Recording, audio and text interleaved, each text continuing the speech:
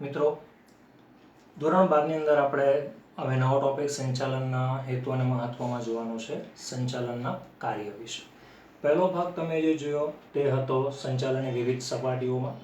હવે સંચાલનના વિવિધ કાર્યની અંદર વાત કરીએ તો સંચાલનમાં જેટલા પણ નિષ્ણાતો છે ને એ દરેક નિષ્ણાંતે સંચાલન માટે અલગ અલગ કાર્યોની સમજૂતી આપી છે અને દરેક કાર્ય વચ્ચે મંત્રણા જોવા મળે છે.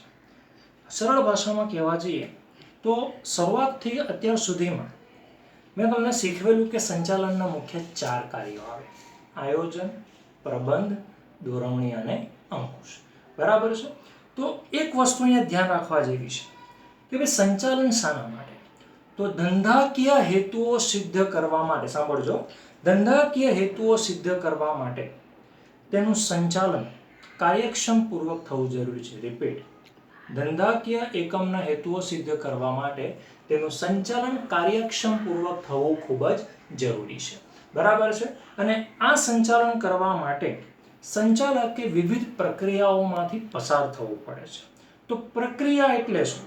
તો પ્રક્રિયા એટલે પૂર્વ નિર્ધારિત હેતુને સિદ્ધ કરવા માટે, સાંભળજો, પ્રક્રિયા એટલે શું?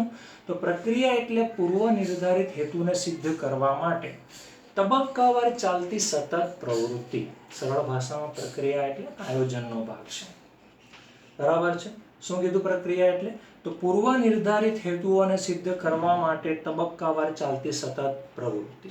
હવે આ પ્રવૃત્તિ કરવા માટે સંચાલકે જુદા જુદા કાર્ય કરવા અનિવાર્ય છે. તો દરેક સંચાલકે જે કાર્યની સમજૂતી આપી તે કંઈક આ પ્રમાણે છે. સાંભળજો, સૌથી પહેલા ટોપિકમાં આપણે ચર્ચા કરીએ છીએ સંચાલનના કાર્ય વિશે. તો આ કાર્ય તમે સમજી લીધા ને? તો સમજી લો તમારું સેકન્ડ, થર્ડ, ફોર્થ, બરાબર છે, 5th, 6th અને 7th ચેપ્ટર તમારા અહીંયા ક્લિયર થઈ જશે. આમાંથી ઘણા બધા ક્વેશ્ચન તમને પૂછાઈ પણ છે. તો સૌથી પહેલા ઇન્ટ્રોડક્શનમાં એમ કીધું છે કે ધંધાકીય હેતુઓ સિદ્ધ કરવા માટે તેનું સંચાલન કાર્યક્ષમ પૂર્વક થવું જોઈએ. આ માટે સંચાલન પ્રક્રિયા અનુસરવી પડે છે. તો સિમ્પલ ભાષામાં પ્રક્રિયા અનુસરવી પડે. તો પ્રક્રિયા એટલે શું? તો પ્રક્રિયા એટલે મેં કહ્યું તે પ્રમાણે પૂર્વ નિર્ધારિત હેતુઓને સિદ્ધ કરવા માટે તબક્કાવાર ચાલતી સતત પ્રવૃત્તિ. શું કીધું છે? આ તમારી વ્યાખ્યા છે. પ્રક્રિયા એટલે શું? તો પ્રક્રિયા એટલે પૂર્વ નિર્ધારિત હેતુને સિદ્ધ કરવા માટે તબક્કાવાર ચાલતી સતત પ્રવૃત્તિ. વધારામાં એવું કીધું છે કે એકમના હેતુઓ પ્રાપ્ત કરવા માટે સંચાલનના વિવિધ કાર્યો તબક્કાવાર અને ક્રમબદ્ધ ગોઠવવા પડે. જેમ આપણે નહીં કીધું, આયોજન પછી પ્રબંધ થાય, પ્રબંધ પછી દોરવણી, દોરવણી પછી અંકુશ. આ સતત અને ક્રમવાર કહેવાય. એટલે અહીંયા કીધું છે કે એકમના હેતુઓ પ્રાપ્ત કરવા માટે સંચાલનના વિવિધ કાર્યો તબક્કાવાર ક્રમબદ્ધ ગોઠવવા પડે છે. તેથી સંચાલનને એક પ્રક્રિયા તરીકે ઓળખાવી શકાય છે. બરાબર છે?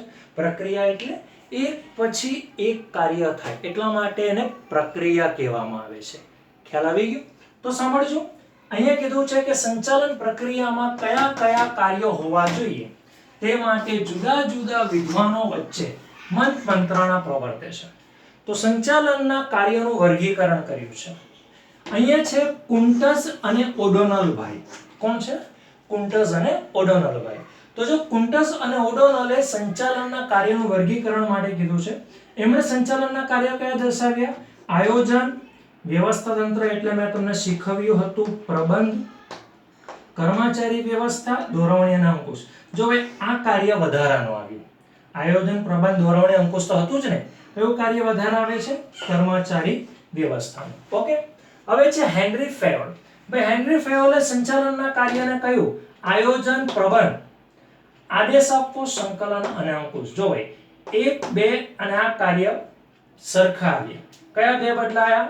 આદેશ આપવો અને સંકલન. બરાબર છે? તો પીટર એફ ડ્રકરે કીધું છે કે ભાઈ સંચાલનનું કાર્ય એટલે શું? તો ભાઈ અહીંયા કે પીટર એફ ડ્રકરના મુજબ કહેવા જઈએ તો સંચાલન એટલે ધંધાનું સંચાલન. સૌથી પહેલા ધંધાનું સંચાલન. ધંધામાં સંચાલક હોય એટલે સંચાલકોનું સંચાલન. આ ધંધામાં કામદારો હોય એટલે કામદારો અને તેમના કામનું સંચાલન. યાદ રહ્યું ભાઈ? પીટર એફ ડ્રકરના માટે સંચાલનના કાર્યો કયા કયા રહેશે? તો પીટર એફ ડ્રકરના માટે સંચાલનના કાર્યમાં સંચાલન એટલે ધંધાનું સંચાલન. સંચાલકોનું સંચાલન, કામદારો અને તેમના કામનું સંચાલન. યાદ રહેશે, ધંધામાં સંચાલકો હોય, ધંધામાં કામદારો હોય. એટલે પહેલું શું આવે? ધંધાનું સંચાલન. બીજામાં શું આવે? સંચાલકોનું સંચાલન. અને ત્રીજામાં શું આવે? કામદારો અને તેમના કામનું સંચાલન. સૌથી ઇમ્પોર્ટન્ટ પાર્ટ્સ હવે આવ્યો, બરાબર છે, ને એ છે લ્યુથર ગ્યુલિકના સંચાલકીય કાર્યો. હવે તમને એવું પણ પૂછે કે લ્યુથર ગ્યુલિકના સંચાલકીય કાર્યો જણાવો, અથવા તમને એમ કહેવામાં આવે કે પોસ્ટ, ધ્યાન આપજો, પોસ્ટ કોર્બની સમજૂતી આપો. તો આ શું છે હું તમને સમજાવી દઉં. આયોજન એટલે પ્લાનિંગ, પ્લાનિંગનો પી. વ્યવસ્થાતંત્ર એટલે ઓર્ગેનાઇઝિંગ, ઓર્ગેનાઇઝિંગનો ઓ. કર્મચારી વ્યવસ્થા એટલે સ્ટાફિંગ, સ્ટાફિંગનો એસ. દોરવણી એટલે ડાયરેક્ટિંગ, ડાયરેક્ટિંગનો ડી. સંકલન એટલે કોઓર્ડિનેશન, કોઓર્ડિનેશનનો સીઓ. અને માહિતી પ્રેષણ એટલે કે રિપોર્ટિંગ, રિપોર્ટિંગનો આર. અને અંદાજપત્ર એટલે બજેટ, એટલે બજેટનો બી. યાદ રહ્યું? અને કહેવાય પોસ્ટ કોર્બ કહેવાય. યાદ રહે દીકરાઓ, વાર્ષિક પરીક્ષામાં આની પૂછાવાની સંભાવના પૂરેપૂરી. તમને આ રીતે પૂછાય, લ્યુથર ગ્યુલિકના સંચાલકીય કાર્ય જણાવો, અથવા તમને પૂછવામાં આવે કે પોસ્ટ કોર્બનું પૂર્ણ રૂપ આપો. તો પી ફોર પ્લાનિંગ એટલે આયોજન, ઓ ફોર ઓર્ગેનાઇઝિંગ એટલે કે વ્યવસ્થાતંત્ર, એસ ફોર સ્ટાફિંગ એટલે કર્મચારી વ્યવસ્થા, ડી ફોર ડાયરેક્ટિંગ એટલે કે દોરવણી, સીઓ ફોર કોઓર્ડિનેશન એટલે કે સંકલન, અને આર ફોર રિપોર્ટિંગ એટલે કે માહિતી પ્રેષણ, અને બી ફોર બજેટિંગ એટલે કે અંદાજપત્ર. આ છે લ્યુથર ગ્યુલિકના કાર્ય. આ રહેશે મોસ્ટ ઇમ્પોર્ટન્ટ 1 માર્કની અંદરમાં. અને શરૂઆતથી જે મેં તમને સંચાલનના જે મુખ્ય 4 કાર્ય સમજાવ્યા છે એ છે ડોક્ટર જ્યોર્જ આર ટેરીના, જે તમને આવડે છે. આયોજન, વ્યવસ્થાતંત્ર એટલે કે પ્રબંધ, અને દોરવણી, અને શું? અંકુશો. કેટલું તમને કાર્ય પછાડના 3 બહુ ઈઝી યાદ રહી ગયા. ડોક્ટર જ્યોર્જ આર ટેરીના માટે સંચાલનનો કાર્યમાં કેટલા આવે? 4, જે તમને ખબર છે. આયોજન, પ્રબંધ, દોરવણી અને અંકુશ. ઓકે. લ્યુથર ગ્યુલિકનો કાર્યો જણાવો, અથવા પોસ્ટ કોર્બનું પૂર્ણ રૂપ આપો. તો લ્યુથર ગ્યુલિકના સંચાલનના કાર્ય યાદ રાખવું તો આ રીતે બોલવાનું, પોસ્ટ કોર્બ. શું? POSTCORB, બરાબર? પોસ્ટ કોર્બ. ભાઈ P ફોર બોલવાનું આ રીતે, P ફોર પ્લાનિંગ એટલે આયોજન. ઇંગ્લિશમાં લખવાનું હોય છે પોસ્ટ કોર્બનું પૂર્ણ રૂપ પૂછે તો, બરાબર? ને ઇંગ્લિશમાં લખ્યા પછી ગુજરાતીમાં લખી દેવાનું, એટલે કે જો સ્પેલિંગ આગળ પાછળ હોય તો તમને થોડું ચલાવી લેવામાં આવે છે. તો બોલવાનું શું પોસ્ટ કોર્બમાં? P ફોર પ્લાનિંગ એટલે આયોજન, O ફોર ઓર્ગેનાઇઝિંગ એટલે કે વ્યવસ્થાતંત્ર, S ફોર સ્ટાફિંગ એટલે કર્મચારી વ્યવસ્થા, D ફોર ડાયરેક્ટિંગ એટલે કે દોરવણી, CO ફોર કોઓર્ડિનેટિંગ એટલે કે સંકલન, R ફોર રિપોર્ટિંગ એટલે કે માહિતી પ્રેષણ, B ફોર બજેટિંગ એટલે કે અંદાજપત્ર. યાદ રહી ગયું? હવે છે Peter F Drucker. Peter F ડ્રકરની વ્યાખ્યા બહુ સિમ્પલ છે. પહેલા ધંધો, ધંધામાં સંચાલક અને ધંધામાં કામદારો, બરાબર? એટલે શું? પીટર એફ ડ્રકરના માટે સંચાલન એટલે ધંધાનું સંચાલન, સંચાલકોનું સંચાલન. પહેલા ધંધાનું સંચાલન, પછી સંચાલકોનું સંચાલન, પછી કામદારો અને તેમના કામનું સંચાલન. ક્લિયર? હેનરી ફેવલે કયો કાર્ય કીધા? આયોજન, પ્રબંધ, આદેશ આપવો, સંકલન અને અંકુશ. ભાઈ સંકલનને સહકાર જોડે સરખાવવામાં આવે. જ્યારે સંકલન વાળો ટોપિક આવશે ત્યારે હું તમને સમજાવીશ સંકલનને સહકાર જોડે કેમ સરખાવવામાં આવે.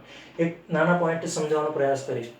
ગુજરાતી મેં કહેવત હતી, ઝાઝા હાથ રડિયામણા. ઘણા બધા હાથો ભેગા થાય ને તો મુશ્કેલમાં મુશ્કેલ કાર્ય પૂર્ણ કરી શકાય. તો અહીંયા પણ એવું છે કે કોઈ પણ કાર્યને એકબીજાના સહકારથી પૂર્ણ કરવાનું હોય, એકબીજાને મદદ કરવી એટલે કહેવાય એને સંકલન. અને લાસ્ટ આવશે અંકુશ. આ બેમાં ખાલી આ 2 વસ્તુનો ટોપિક ફરક આવે છે, બાકી બધું તમને આવડે એવું છે. અને કુન્ટસ અને ઓડોનલ, તમને શરૂઆતની વ્યાખ્યા જે હતી તે. તો કુન્ટસ અને ઓડોનલના માટે સંચાલનનો કાર્યનું વર્ગીકરણ એને શું કીધું છે? આયોજન, પ્રબંધ, કર્મચારી વ્યવસ્થા, દોરવણી અને અંકુશ. જ્યોર્જ આર ટેરીની વ્યાખ્યામાં ખાલી વચ્ચે એક જ પોઈન્ટ નવો આવ્યો. કયો? કર્મચારી વ્યવસ્થા વિશે. બરાબર છે? હવે તમને સમજાયું. આટલું જોયા પછી હવે તમારા મનમાં પ્રશ્ન ઉભો થયો કે સર હવે આટલા બધા, એટલે કે નંબર 1 કુન્ટસ અને O'Donnell, number 2 Henri Fayol, number 3 Peter F Drucker, number 4 Luther Gulick અને number 5 doctor George R Terry. તો તમે કહો સર આમાંથી આટલા બધા નિષ્ણાંતો છે, આટલા બધા વિદ્વાનો છે, તો કયા વિદ્વાનના કાર્યોની ચર્ચા કરવી? તો મેં જે મોસ્ટ આઈએમપી લખ્યું એટલે કયો લિથર્ગ્યુલી, તો તમારે પણ દીકરાઓ આના વિશે જ તમારે કરવાનું આવશે. એટલે કે તમારે જેટલા બી ચેપ્ટર્સ છે આયોજન, પ્રબંધ, દોરવણી, સંકલન, માહિતી પ્રેષણ, અંદાજપત્ર, કર્મચારી વ્યવસ્થા, ફર્સ્ટ ચેપ્ટર પર જેટલું બી ચાલુ થાય છે એ બધા કાર્ય પર ચાલુ થશે. તમારું સિલેબસ પણ આની સાથે જ પૂરો થશે. ખ્યાલ આવી ગયો? એટલે હવે નવો ટોપિક, હવે જે સંચાલનના કાર્યો જે સમજાવવાના છે તે કોના વિશે જોવાના આપણે? આયોજન વિશે. એટલે પહેલું કાર્ય રહેશે આપણું આયોજન વિશે.